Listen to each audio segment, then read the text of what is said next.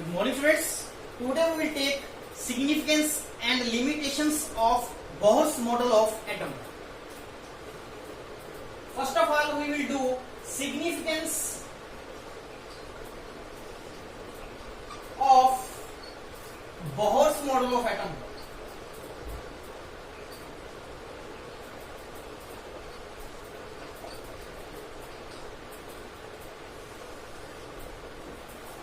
First significance is it explains the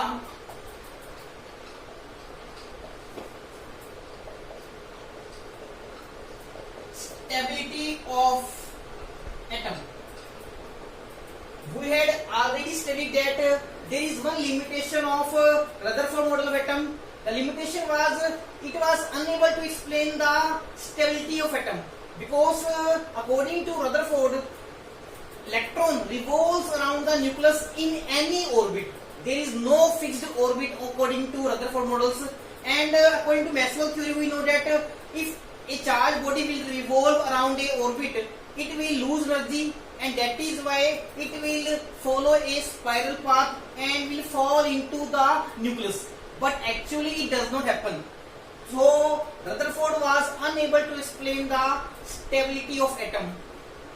Bohr explains the stability of atom very efficiently. How it explains? इसने क्या बताया था बेटा कि इलेक्ट्रॉन जो है न्यूक्लियस के अराउंड रिवॉल्व करता है, but it does not revolve in all the orbits. It revolve only in those orbits which have fixed value of energy. जिस ऑर्बिट की एनर्जी फिक्स होती है, जिस ऑर्बिट का एंगुलर मोमेंटम फिक्स होता है, उसी ऑर्बिट में इलेक्ट्रॉन रिवॉल्व करता है. ठीक है. And while revolving in those stationary orbits, electron does not lose energy. Electron जो है अपने आप एनर्जी लूज नहीं करता because it is revolving only in stationary orbits. Clear है. और उसके बाद हमने ये भी बताया था कि there is complete balance between force of attraction between electron and nucleus and centrifugal force. इसकी वजह से क्या होता है, इलेक्ट्रॉन जो है कंटिन्यूसली स्टेशनरी ऑर्बिट में रिवॉल्व करता रहता है and it does not fall into the nucleus. And this is how it explains the stability of atom. Clear है. Second significance of Bohr model is it helps to calculate electronic energy. Electronic energy means energy of electron in the nth stationary orbit in hydrogen and hydrogen like particles, जो हमने कल किया था बेटा. Hydrogen में या hydrogen like particle like helium positive, lithium 2 positive में electronic energy का एक्सप्रेशन आपको फाइंड आउट करके दिखा दिया था. क्लियर. तो सेकंड सिग्निफिकेंस बोहर मॉडल का यही है.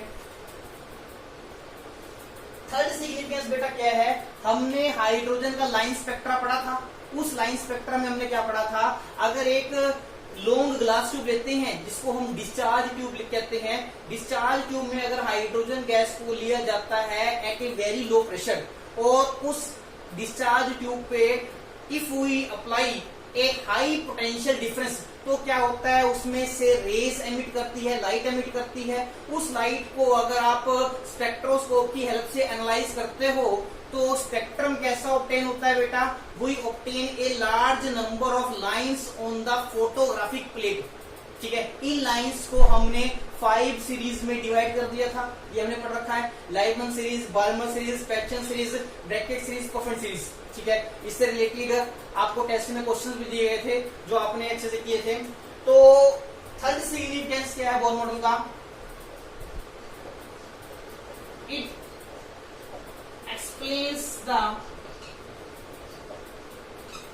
line spectra of hydrogen. Hydrogen के लाइन स्पेक्ट्रा को इसने एक्सप्लेन किया था. ये कैसे एक्सप्लेन किया था अभी हम आगे पढ़ेंगे. फोर्थ इसका सिग्निफिकेंस क्या है बेटा कि हमने पढ़ा था कि जो लाइमन सीरीज है, बाल्मर सीरीज है, पाचन सीरीज है, ब्रैकेट सीरीज है, कॉफन सीरीज है, इनमें क्या होती हैं वेरियस लाइंस, ठीक है। और इन लाइंस की क्या होती है एक पर्टिकुलर वेवलेंथ होती है, क्लियर। और वेवलेंथ कैसे फाइंड आउट करते हो यूजिंग राइडबर्ग फॉर्मूला, क्लियर है। अब राइडबर्ग ने जो ये फॉर्मूला दिया था, the formula was given empirically, मतलब कोई उसकी डेरिवेशन नहीं थी कि ये फॉर्मूला कहां से जनरेट हुआ, उसने सिर्फ ऐसे ही फॉर्मूला दे दिया था, एम्पिरिकली जिसको बोलते हैं, ठीक है। बोहर मॉडल की सिग्निफिकेंस क्या है कि इसने राइडबर्ग फॉर्मूला को ड्राइव करके दिखाया कि how Rydberg formula was deduced, clear, how Rydberg formula was derived. It derives the Rydberg's formula, clear है बेटा। पहले 2 पॉइंट मैंने आपको बता रखे हैं, ये तो हमने कल कर लिया था, इलेक्ट्रॉनिक एनर्जी कैसे कैलकुलेट करते हैं, स्टेबिलिटी ऑफ एटम कैसे एक्सप्लेन करिए मैंने आपको बता दिया। अब हम पॉइंट 3 और पॉइंट 4 करेंगे।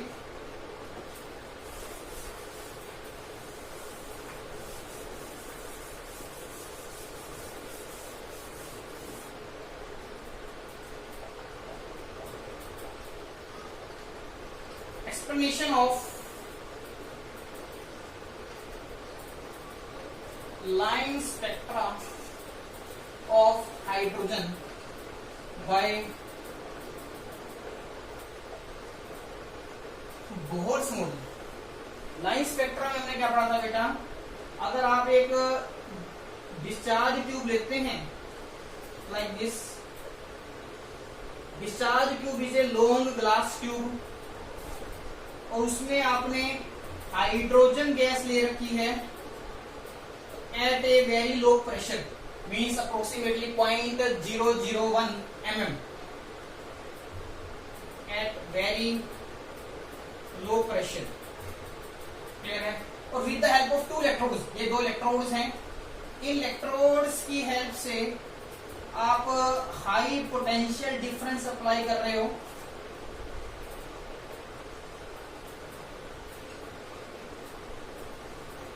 the result is some light is emitted, this light is passed through a big slit in order to get a fine beam, या सारा आपने पढ़ रखा है। इस फाइन बीम को हम प्रिज्म पे फॉल कराते हैं, प्रिज्म क्या करता है इसको स्प्लिट करता है, and the pattern obtained on the photographic plate is called spectrum।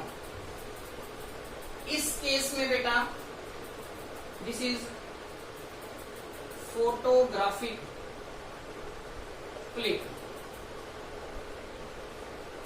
Photographic plate के ऊपर हमें स्पेक्ट्रम कैसा ऑब्टेन होता है, we get a large number of lines, clear, and these lines were divided into 5 series, Lyman series, Balmer series, Pachen series, Beckett series, Coffin series, clear है। ये आपने पढ़ रखा है बेटा। लाइमन सीरीज के लिए N1 की वैल्यू कितनी होती है 1, इसके लिए 2, इसके लिए 3, इसके लिए होती है 4, इसके लिए क्या होती है 5, क्लियर है। This was line spectrum of hydrogen, जिसमें on the photographic plate we obtained a large number of lines and after that these lines were divided into 5 series, ठीक है। Lyman series lies in the ultraviolet region, Balmer series lies in the visible region and last series lies in the infrared region, ठीक है।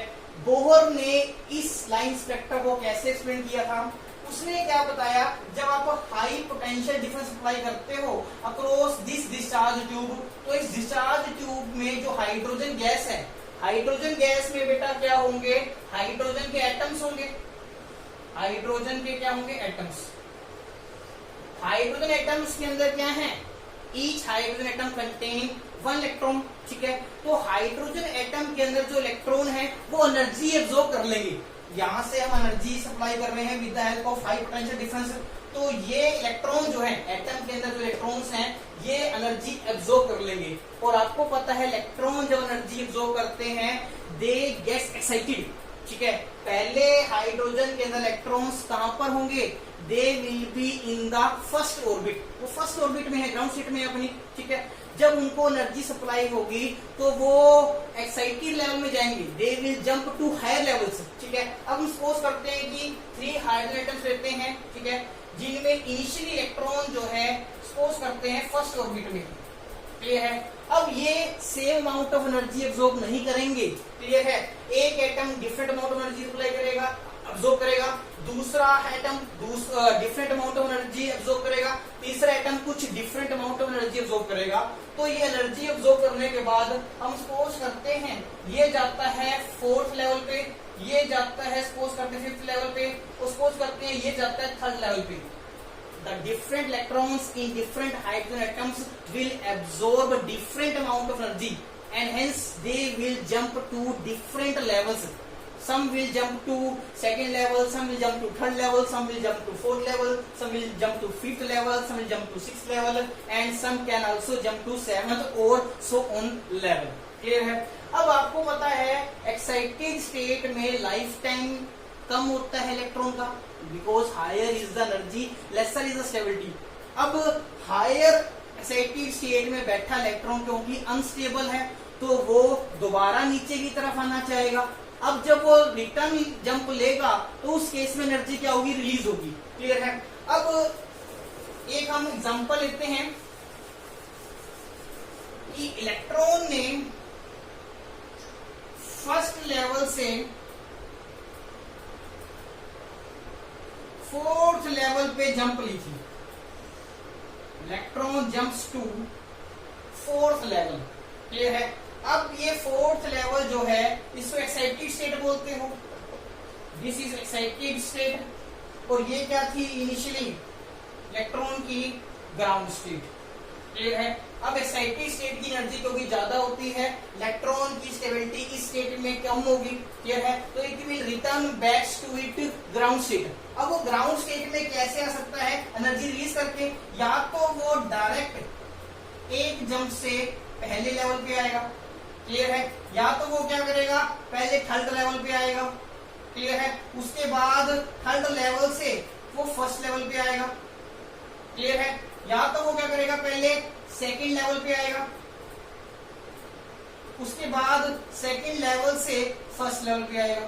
तो ये possibility हो सकती है, या तो इलेक्ट्रॉन जो है सीधा 1st लेवल पे आ जाए, या तो इलेक्ट्रॉन जो है बेटा इस 3rd पे आए, क्लियर है, और उसके बाद 3rd से 1st पे आ जाए, या 2nd पे आए, 2nd से 1st पे आए।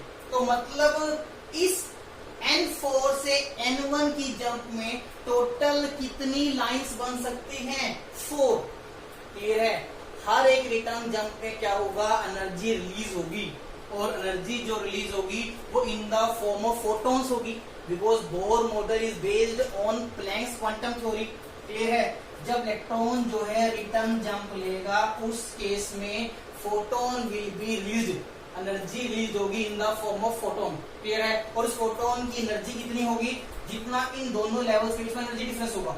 इस केस में फोटोन रिलीज होगा, इस केस में फोटोन रिलीज होगा, इस केस में फोटोन रिलीज होगा, इस केस में भी फोटोन क्या रिलीज होगा, क्लियर है। और फोटोन की एनर्जी कैसे दी जाएगी, it will be equal to energy difference between the 2 levels, clear है। मैंने क्या बताया, जब आप हाई पोटेंशियल डिफरेंस अप्लाई करोगे एटम्स के अंदर जो इलेक्ट्रॉन्स हैं they will gain energy and they will jump to different levels, ठीक है। Since life time in the excited state is short, they will come back to ground state in 1 or more jumps. ऐसा नहीं है कि सीधा एक ही jump ले सकते हैं, they can take so many jumps, clear है। वो 4th से पहले 3rd में आएगा, 3rd से 1st में आ सकता है। ऐसा भी हो सकता है कि 4th से वो क्या है 3rd में आए, ठीक है, 3rd से डायरेक्ट 1st पे आ जाए, क्लियर। या ऐसा हो सकता है कि वो 4th लेवल से, ठीक है, 4th लेवल से कहां पर आए 2nd के ऊपर, और 2nd से कहां पर आए 1st के ऊपर। तो टोटल नंबर ऑफ लाइंस कितनी ऑब्टेन हो सकती है, उसके हमारे पास फॉर्मूला है, व्हेन एन इलेक्ट्रॉन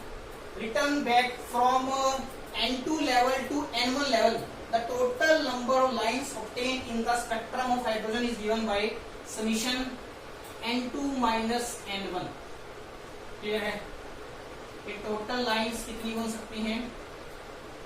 इसका हमारे पास फॉर्मूला है summation n2 minus n1 is equal to summation, इस केस में n2 वैल्यू कितनी है 4, n1 की वैल्यू कितनी है 1, तो कितना आ गया बेटा समीशन 3। अब समीशन 3 आया है, समीशन 3 का मतलब क्या है 3 प्लस 2 प्लस 1 प्लस 0। क्लियर है? 0 तक आपने जितने भी नंबर से ऐड कर देने हैं, यू विल गेट 6। तो 6 लाइन्स आएंगी। देखो कौन कौन सी होंगी, एक तो होगी 4 से डायरेक्ट 1, 4 से 3, ठीक है, 3 से 1, क्लियर, एक 4 से 2, 2 से 1, एक ये भी हो सकती है बेटा 4 से 3 पे आए और 3 से 2 पे आए, एक लाइन हो सकती है। और देखो कौन सी हो सकती है, 2 से 1 वाली होगी, 3 से 1 वाली होगी, 4 से 1 वाली होगी, 4 से 2 वाली होगी। तो टोटल लाइन्स कितनी होगी बेटा 1 2 3 4 5 6। These 6 lines can be formed on transition of electron from 4th level to 1st level। जब इलेक्ट्रॉन जो है 4th लेवल से 1st लेवल पे जंप करेगा, it can take so many jumps, you can see. Clear है? Total number of lines कितनी बनेगी। अब लाइंस क्यों बन रही है मैंने आपको बता दिया, जब इलेक्ट्रॉन जो है 4th लेवल से 1st लेवल पे आएगा तो एनर्जी रिलीज करेगा, एनर्जी रिलीज करेगा तो जो रिलीज एनर्जी होगी in the form of photon. तो मतलब यहां से यहां पर आने में फोटोन रिलीज हुआ है, ठीक है। अब फोटोन जो रिलीज हुआ है, क्योंकि फोटोन क्या है, वो रेडिएशन का पार्ट है। रेडिएशन में क्या होती है, फोटोन्स होते हैं। क्वांटम थ्योरी तो ये कहती है जो एनर्जी रिलीज होगी in the form of radiations, उसमें क्या होंगे फोटोन्स। और फोटोन्स की एनर्जी क्या होगी, जैसे इस केस में फोटोन जो रिलीज होगा उसकी एनर्जी होगी h nu is equal to, photon की एनर्जी का फॉर्मूला क्या होता है h nu is equal to h nu, उसका फॉर्मूला होगा energy difference between the two levels. और इस केस में एनर्जी डिफरेंस कितना होगा बेटा, 4th लेवल की एनर्जी मानते हैं E4 है और 1st लेवल की मानते हैं E1 है। तो this will be energy of photon. अगर फोटोन की एनर्जी कुछ है तो फोटोन की बेटा वेवलेंथ भी होगी, फ्रीक्वेंसी भी होगी, रेडिएशन ही तो होती है फोटोन। क्लियर है? तो उसकी कुछ ना कुछ क्या होगी, वेवलेंथ। और इस फॉर्मूले से हम इस फोटोन की वेवलेंथ फ्रीक्वेंसी निकाल सकते हैं। क्लियर है? अगर फोटोन रिलीज हो रहा है एक पर्टिकुलर एनर्जी का, उस केस में एक लाइन आएगी।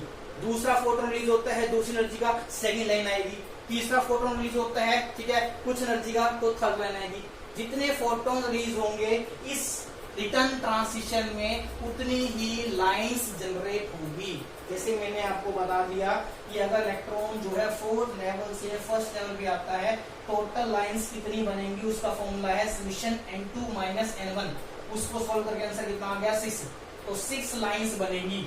लाइन का मतलब क्या है कि हर एक ट्रांसिशन में, ट्रांसिशन का मतलब होता है चेंज। जैसे 4th लेवल से अगर इलेक्ट्रॉन 1st लेवल पे रिटर्न जंप लेता है, उस केस में फोटोन रिलीज होगा और फोटोन की एनर्जी कितनी होगी, h nu is equal to delta E।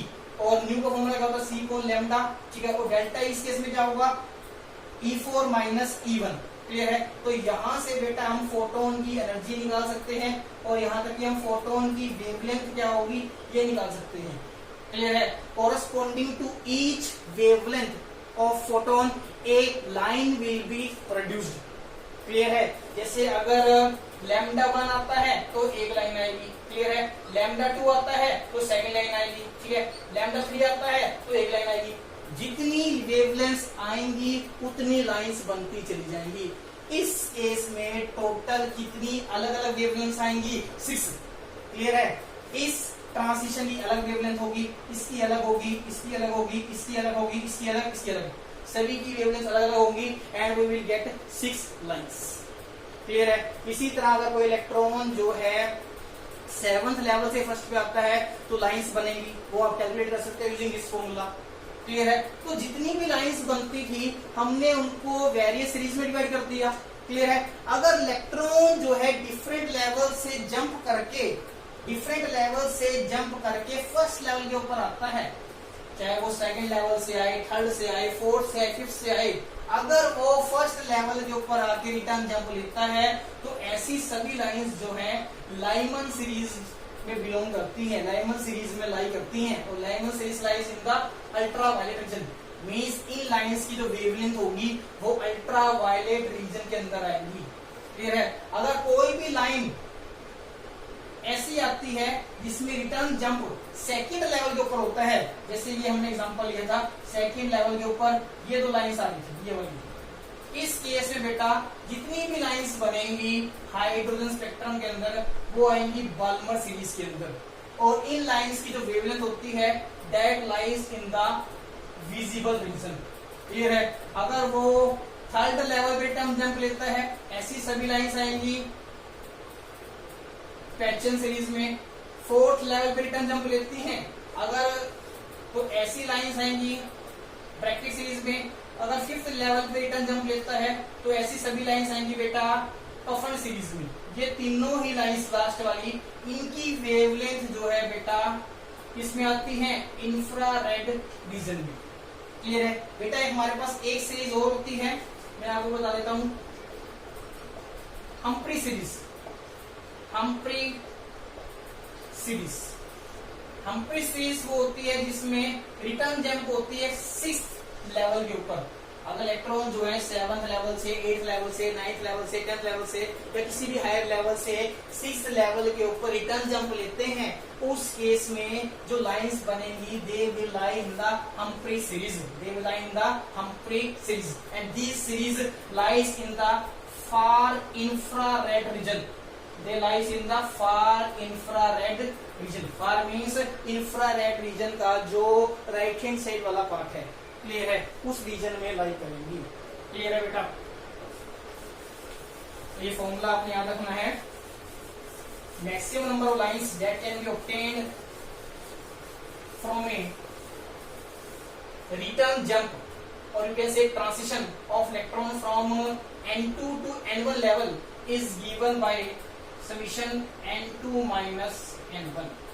Clear? ये फॉर्मूला किसका है?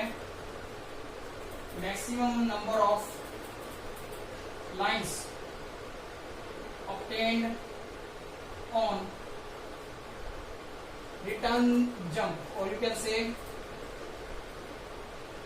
Transition of electron from N2 level to N1 level.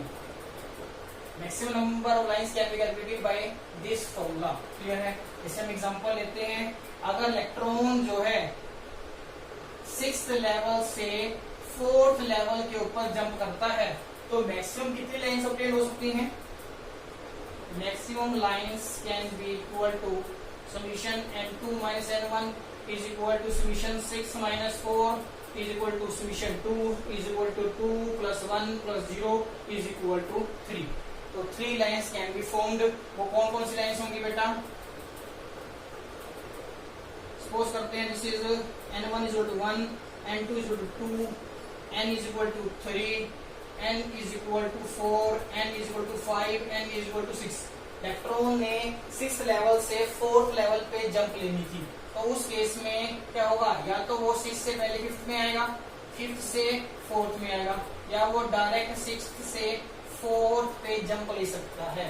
Clear है? तो मैक्सिमम लाइंस कितनी बन सकती है उस केस में? 3। क्लियर है? मैंने बता दिया, वो first line, second line and third line. Clear है? हर एक लाइन का एक अलग वेवलेंथ आएगा। क्लियर है? And each return jump 1 photon will be released of different energy and different frequency and wavelength।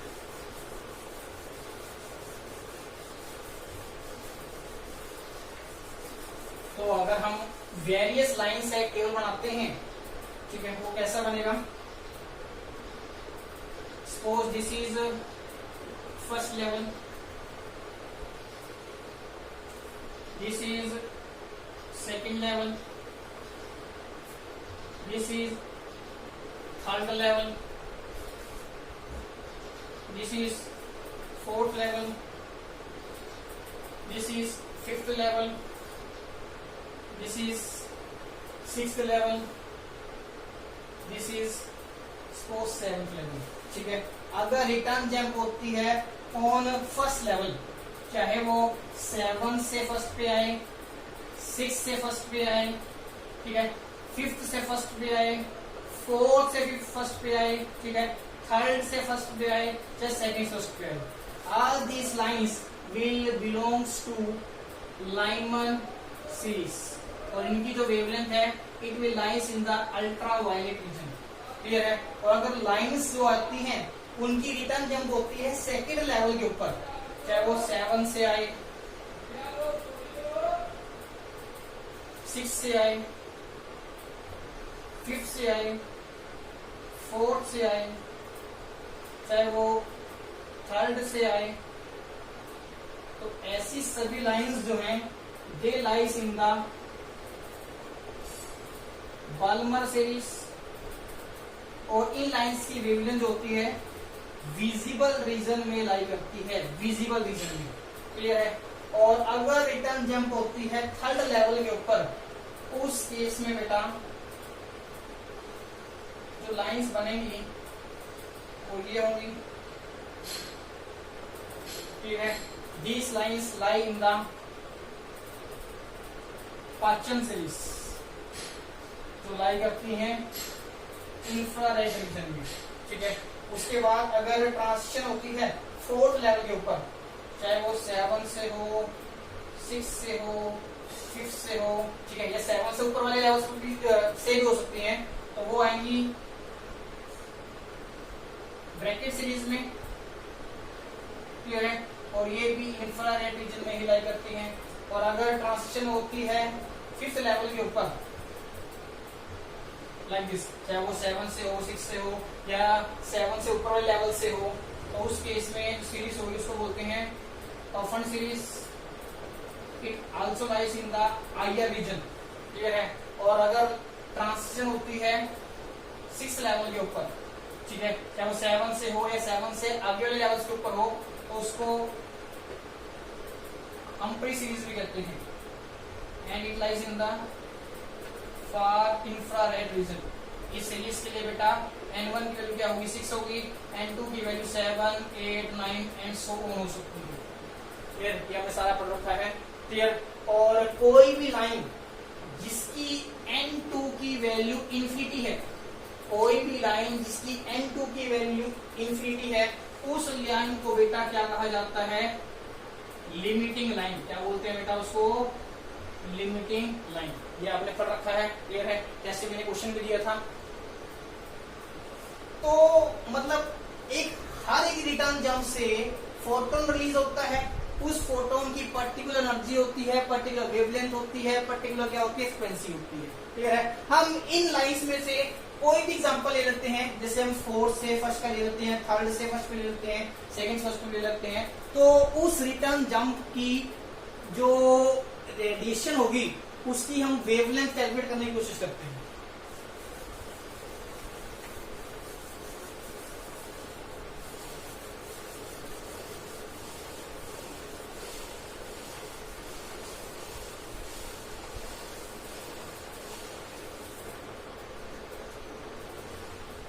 और यही हमारा क्या है बेटा, डेरिवेशन ऑफ राइडबर्ग्स फॉर्मूला। ये हमारा फोर्स यूनिवर्सिटी है। इसमें हमने क्या करना है, हर एक लाइन की वेवलेंथ क्या होगी उसके लिए फॉर्मूला ड्राइव करना है, क्लियर है। तो हम स्पेसिफिक एग्जांपल ना लेते हुए एक जनरल एग्जांपल ले लेते हैं। उस केस में इलेक्ट्रॉन जो है रिटर्न जंप ले रहा है from n2 level to n1 level. n2 value कुछ हो सकती है, n1 वैल्यू कुछ हो सकती है, हमने जनरल एग्जांपल ले लिया। इलेक्ट्रॉन जो है रिटर्न जंप ले रहा है, ठीक है। उस केस में जो लाइन प्रोड्यूस होगी उसकी वेवलेंथ क्या होगी वो हमने कैलकुलेट करनी है, ठीक है। n2 लेवल पे इलेक्ट्रॉन की एनर्जी क्या होगी, E2, ठीक है। और n1 लेवल पे इलेक्ट्रॉन की एनर्जी कितनी होगी, E1। The wavelength of the line produced when an electron jumps from n2 to n1 level is given by, clear है। अब इस रिटर्न जंप से क्या होगा, रेडिएशन रिलीज होगी in the form of photons, ठीक है। और फोटोन की एनर्जी का फॉर्मूला क्या होता है बेटा, एच न्यू, क्लियर है। और उस फोटोन की एनर्जी कितनी होगी, that is equal to H nu and also that is equal to energy difference between the two levels, clear है। और energy difference between the two levels कितना है बेटा, डेल्टा ई, इसकी वैल्यू क्या होगी, E1, क्लियर है। जो फोटोन रिलीज होगा, क्लियर है, उसकी एनर्जी का फॉर्मूला क्या होगा, H nu is equal to delta E, clear. तो वेवलेंथ कैसे निकाल सकते हो, क्योंकि nu is equal to C by lambda होता है, पुट कर देते हैं H C by lambda is equal to E2 minus E1, clear है। हमने यहाँ से लैम्डा की वैल्यू निकालनी है। अब E2 का फॉर्मूला और E1 का फॉर्मूला क्या है, हमें पता है En का फॉर्मूला होता है minus Z square divided by N square, clear है। 21.9 इंटू 10 की पावर माइनस 19 जूल्स, क्लियर है। And for one hydrogen atom, hydrogen atom की अगर हम बात करते हैं तो Z इज इक्वल टू 1 आता है, क्लियर है। तो En की फॉर्मूला क्या होगा, माइनस 1/n स्क्वायर 21.9 इंटू 10 की पावर माइनस 19 जूल्स, क्लियर है। तो हम ये तो जनरल एक्सप्रेशन है हमारे पास। तो E2 और E1 की एनर्जी कितनी होगी वो हम इस फॉर्मूले से निकाल सकते हैं। E2 की कितनी होगी बेटा, आपने करना है n2 पुट करनी है बस, -1 बाई, ठीक है। E2 का मतलब है कोई n2 लेवल, क्लियर है। तो आपने n की वैल्यू n2 पुट करनी है, 2 पुट नहीं करनी, n2 पुट करनी है, n2, क्लियर है। उसका स्क्वायर कर दोगे 21.9 इंटू 10 की पावर माइनस 19, क्लियर है, माइनस E1, क्लियर। E1 क्या है, मतलब N1 लेवल की एनर्जी। अब आपने N को N1 पुट करना है, माइनस 1/N1 का स्क्वायर इंटू 21.9 इंटू 10 की पावर माइनस 19, क्लियर है। E2 का मतलब क्या है, N2 लेवल की एनर्जी। E1 का मतलब क्या है, N1 लेवल की एनर्जी। और E1 का फॉर्मूला क्या होगा बेटा, इस फॉर्मूले में आपने N की वैल्यू N1 पुट करनी है, क्लियर है। और E2 का फॉर्मूला क्या होगा बेटा, आपने N की वैल्यू N2 पुट करनी है, तो ये फॉर्मूला आएगा। यहां से हम क्या करते हैं बेटा, 21.9 इंटू 10 की पावर माइनस 19 कॉमन लेते हैं। ये कितना हो जाएगा बेटा आपके पास, 1/N1 स्क्वायर माइनस 1/N2 का स्क्वायर। इसको आप सोल्व कर लोगे, आपका आंसर यही आएगा, करके देख लेना बेटा आप, ठीक है। तो माइनस माइनस प्लस हो जाएगा, तो मतलब ये जो N1 का स्क्वायर है वो तो प्लस के साथ है, क्लियर है, तो प्लस ही तो आ रहा है। इसको सोल्व करके यही तो आता है। तो ये किसकी वैल्यू होगी, HC बाई लैम्डा की, HC बाई लैम्डा की, क्लियर है। हमें निकालनी है वेवलेंथ ऑफ दी लाइन। तो ये इसको ऐसे लिख सकते हैं, 1/λ इज इक्वल टू, अगर HC बाई लैम्डा की वैल्यू ये है तो 1/λ की वैल्यू क्या होगी, HC को नीचे भेज दोगे, 21.9 इंटू 10 की power minus 19 1/N1 square minus 1/N2 का स्क्वायर, नीचे आएगा H इंटू C, क्लियर है। तो सोल्व कर लेंगे, 1/λ इज इक्वल टू 21.9 इंटू 10 की पावर माइनस 19 जूल्स। H की वैल्यू होती है 6.626 इंटू 10 की पावर माइनस 34 जूल सेकेंड। और C क्या होता है, वेलोसिटी ऑफ लाइट, ठीक है। और रेडिएशन की वेलोसिटी क्या होती है, equal to velocity of light, कितनी लेंगे, 3 इंटू 10 की पावर 10 सेंटीमीटर पर सेकेंड। जैसे कितनी होती है, 3 इंटू 10 की पावर 8 मीटर पर सेकेंड। हमने मीटर को सेंटीमीटर में कन्वर्ट कर दिया, कितनी आ गई वैल्यू, 3 इंटू 10 की पावर 10 सेंटीमीटर पर सेकेंड। सेकेंड के साथ सेंटीमीटर कैंसिल, जूल के साथ जूल कैंसिल, तो साथ में है बेटा 1/N1 स्क्वायर माइनस 1/N2 का स्क्वायर, क्लियर है। इसको आप सोल्व कर लेंगे, इसको आप सोल्व कर लेंगे and you will get 109,677 units क्या आएंगे, centimetre inverse 1 upon n1 square minus 1 upon n2 का स्क्वायर। क्लियर है? तो वेवलेंथ की वैल्यू क्या है बेटा?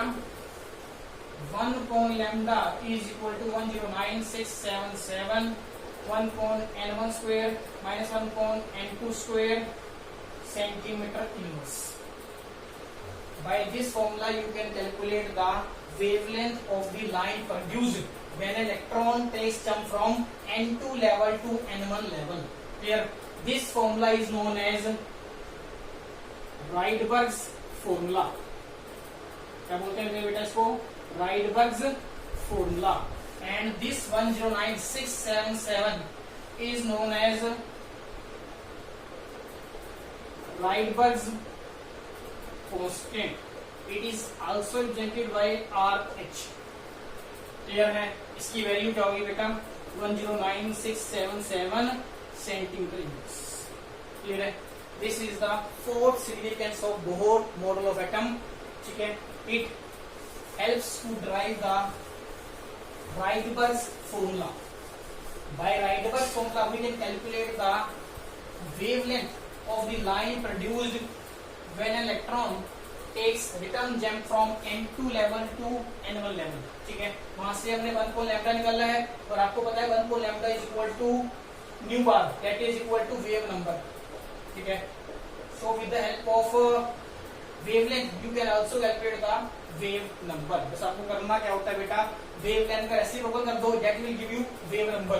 और अगर लैम्डा के यूनिट्स सेंटीमीटर इनवर्स हैं, क्लियर है? सॉरी, लैम्डा के यूनिट सेंटीमीटर है, क्योंकि 1 को लैम्डा के यूनिट्स क्या आए थे? Centimetre inverse. तो लैम्डा क्या होंगे? सेंटीमीटर। अगर लैम्डा के यूनिट सेंटीमीटर है तो वेव नंबर के यूनिट्स क्या होंगे बेटा? Centimetre inverse. क्लियर है? 1 को lambda is equal to nu bar, उसके यूनिट्स क्या होते हैं? Centimetre inverse. ये तो होगी सिग्निफिकेंस। अब बात करते हैं बेटा limitations of Bohr's model of atom. First limitation is it fails to explain the spectra of multi-electron atoms. ठीक है? पहले पॉइंट का मतलब क्या है? बोहर ने 1 इलेक्ट्रॉन सिस्टम मीन्स ऐसे सिस्टम जिसमें ओनली 1 इलेक्ट्रॉन है, उसका तो स्पेक्ट्रा एक्सप्लेन कर दिया, but it fails to explain the spectra of multi electron atoms. Means ऐसे एटम जिसमें मोर देन 1 इलेक्ट्रॉन है, उनकी एनर्जी का एक्सप्रेशन क्या होगा, रेडियस का एक्सप्रेशन क्या होगा, क्लियर है, वेलोसिटी का एक्सप्रेशन क्या होगा, और उनका जो स्पेक्ट्रा बनता है उसको एक्सप्लेन नहीं किया था। तो this was first limitation of Bohr's model. Second limitation is it does not takes into account three-dimensional model of atom। Bohr ने बेटा क्या बताया था कि न्यूक्लियस के अराउंड इलेक्ट्रॉन जो है सर्कुलर मोशन में रिवॉल्व करते हैं, और circular motion means it is a two dimensional motion. मगर एक्चुअल में ऐसा नहीं होता बेटा। न्यूक्लियस के अराउंड जो है, क्योंकि एटम एक 3-डायमेंशनल स्ट्रक्चर है, ठीक है, तो न्यूक्लियस के अराउंड जो है इलेक्ट्रॉन जरूरी नहीं है कि 2-डायमेंशनल रीजन में ही रिवॉल्व करेंगे। It can revolve in the three dimensional motion. वो 3-डायमेंशनल मोशन में मूव करते हैं। क्लियर है? But this 3-dimensional motion was not explained by Bohr. Clear है? Suppose this is nucleus, positive charge nucleus. तो ऐसा नहीं है कि इलेक्ट्रॉन जो है इस 2-dimensional सर्कुलर पाथ में ही रिवॉल्व करते चले जाएंगे, वो 3-dimensional पाथ फॉलो करते हैं। 3-dimensional पाथ, क्लियर है, 3-dimensional पिक्चर फॉलो करते हैं। क्लियर है? But this complete is not explained by Bohr's model. Third limitation क्या थी? It was unable to explain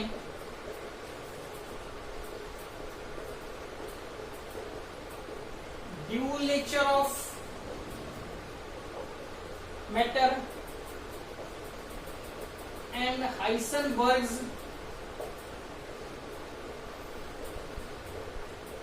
uncertainty principle. ठीक है, ड्यूल नेचर ऑफ मैटर बेटा हमने पढ़ लिया है। उसमें क्या बताया गया है कि मैटर का दो तरह का नेचर होता है, particle nature as well as wave nature. Clear है, but Bohr model is completely based on Planck's quantum theory, जो क्या कहती है कि डिफरेंट जो ऑब्जेक्ट्स हैं, मैटर है, उसका पार्टिकल नेचर होता है। ठीक है, तो वो ड्यूल नेचर ऑफ मैटर को एक्सप्लेन नहीं करता बोहर मॉडल। क्लियर है, और साथ में ये हाइसेनबर्ग्स अनसर्टेनिटी प्रिंसिपल को भी एक्सप्लेन नहीं करता। हाइसेनबर्ग्स अनसर्टेनिटी प्रिंसिपल बेटा हम आगे पढ़ेंगे। क्लियर है, फोर्थ लिमिटेशन क्या है बेटा इसकी, it fails to explain Zeeman effect and Stark effect. Zeeman effect को, स्टार इफेक्ट को बोहर मॉडल ने एक्सप्लेन नहीं किया था। अब जीमन इफेक्ट क्या है, स्टार इफेक्ट क्या है, उसको समझते हैं। अगर हम ये स्पेक्ट्रल लाइंस जो हैं, suppose this is line in spectrum of hydrogen, this is line in the hydrogen spectrum. इस लाइन को अगर हम मैग्नेटिक फील्ड में लगाते हैं, मतलब अगर हम एक मैग्नेट की हेल्प से नॉर्थ पोल साउथ पोल लगाते हैं, तो we found that this single line is splitted into a large number of lines. This single line is splitted into a large number of lines in magnetic field.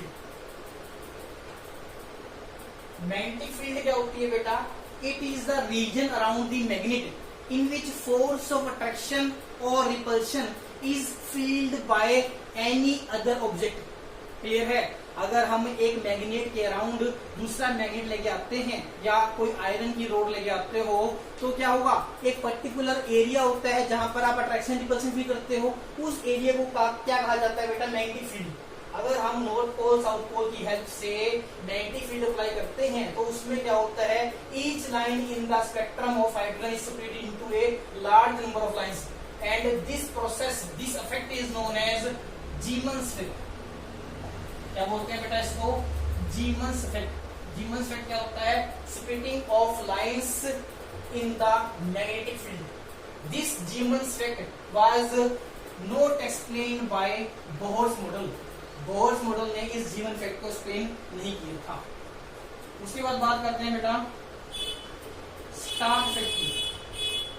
Star effect क्या होता है, अगर हम hydrogen spectrum की एक line ले लें, ठीक है, this is line in hydrogen spectrum, और उसको इलेक्ट्रिक फील्ड में रखें। इलेक्ट्रिक फील्ड कैसे अप्लाई करते हैं, using two electrodes, one with positive pole and other with negative pole. Clear है, तो इस इलेक्ट्रिक फील्ड के रीजन में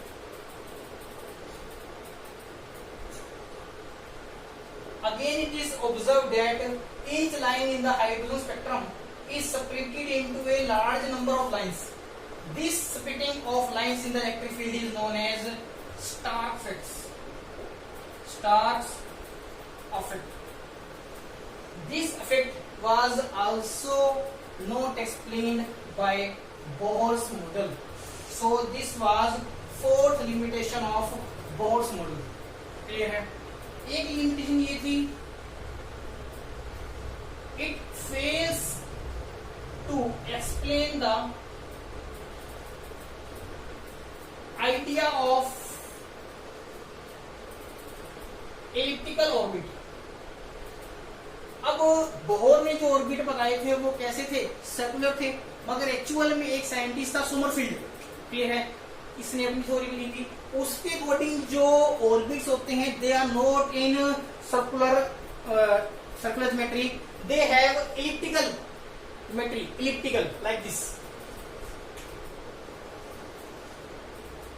उसने क्या बताया था कि ऑर्बिट्स जो है सर्कुलर नहीं होते, they are elliptical in geometry. this concept of elliptical orbits was not explained by Bohr's model, so it was its fifth limitation. Clear? Students, after this significance and limitations we will do numericals. ठीक है, this will be taken tomorrow.